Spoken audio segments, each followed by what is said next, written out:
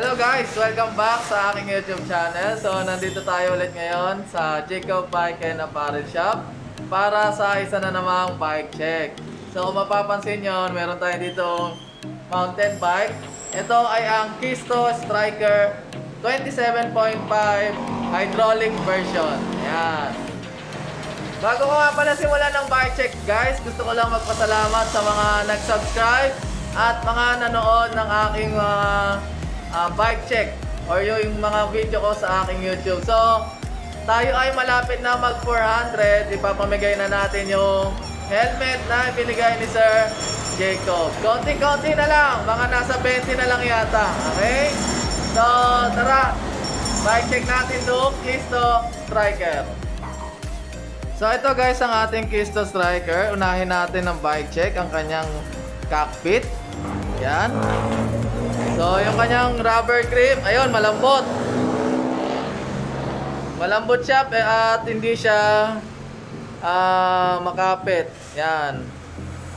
Sunod natin, syempre, naka-hydraulic yan. Gawa yan ng X-Spark. At naka-shifter ng L2 A3. Shifter na 3x. Yan. Tapos sa kabila, ganun din, X-Spark. At L2 A3 na shifter na 8x. So check natin yung kanyang lever. Yan, yung brake lever. Yan, aluminum na yan guys. Tapos yung kanyang handlebar.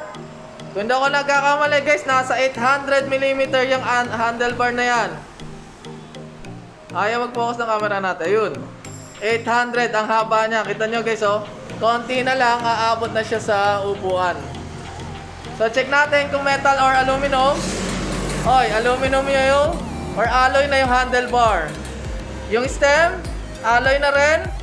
Gawa yan ng Kisto. At siguro 60 or 70mm yung kanyang stem. Tapos meron siyang 1, 2, 3 spacer. Yan, tatlo yung spacer niya guys. Pwede nyo ilagay sa taas siya kung natataasan kayo sa stem. Tapos, yung kanyang frame, not tapered. Yan. Not tapered yung kanyang head tube. Naka-integrated ball bearing tayo. Punta tayo sa kanyang fork. Yung fork niya, merong manual lockout. Tapos, ito yung kanyang preload. Yan. Check natin yung crown, kung bakal. Ayun, bakal. Yung crown ng ano natin, fork. Siyempre, may bakal yan sa loob, kaya nagmamagnet. Yan, bakal din yan. Ang fork natin ay gawa ng Kisto. Yan. Siyempre, yung kanyang brake caliper ay gawa ng X-Spark. Yan, ayaw talaga mag-focus ng camera natin. Yan. Yung kanyang rotor, 160mm na rotor. Baka lang spokes. At ang ating rim ay double wall na gawa ng Kisto. Yan. Tapos ang gulong natin ay gawa ng CST all terrain. Yan. Naka CXT tayo ngayon. Na ang sukat ay 27.5 by 2.10. Punta tayo sa kanyang hubs. Ang hubs niya palagay ko bakal. Ayun, bakal nga. Bakal nga yung hubs natin. Ay, matanggal. Tapos, naka-threaded yung kanyang, hindi siya naka-quick release. Di tornilyo pa lang siya. Tapos, ito yung pinaka-frame natin. Yung frame natin, naka-internal, isa, dalawa.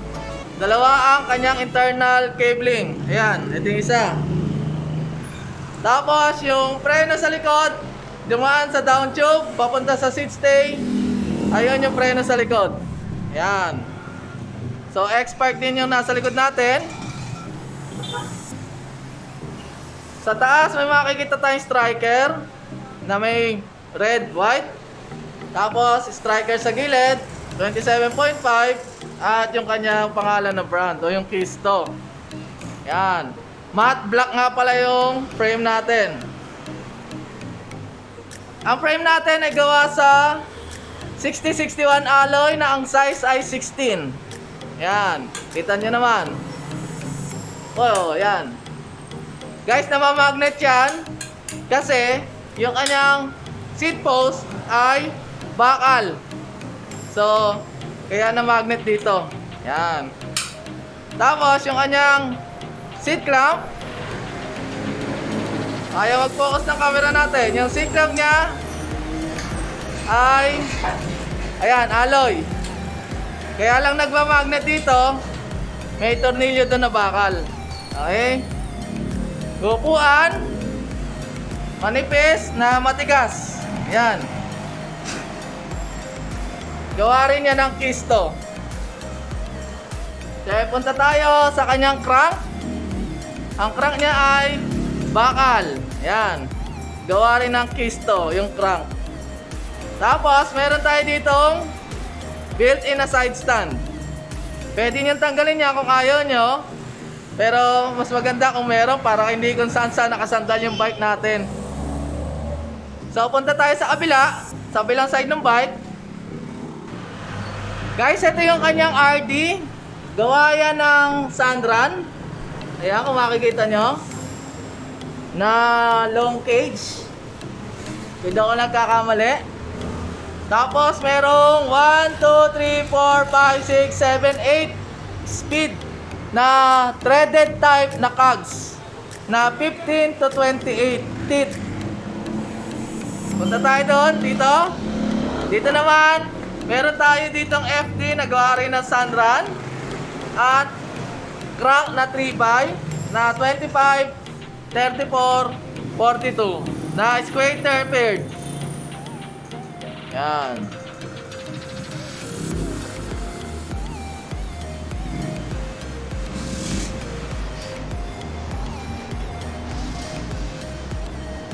So ayun guys, ang bike check natin ng Kisto Striker. Ang presyo nga pala nito ay 8,700 pesos. Dito yan kay Jacob Bike and Apparel Shop.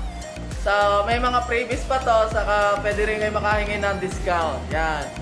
So bago ako magpaalam, huwag kalimutan mag-like at mag-comment ng Salakad Jacob para magkaroon kayo ng pagkakataon mapanalunan ang weapon attack helmet. Konting-konti na lang. Nasa 20 na lang. Yan. At huwag kalimutan pindutin ang subscribe button para ma-notify kayo sa mga susunod nating video. Hanggang dyan na lang. Salamat. Bye-bye.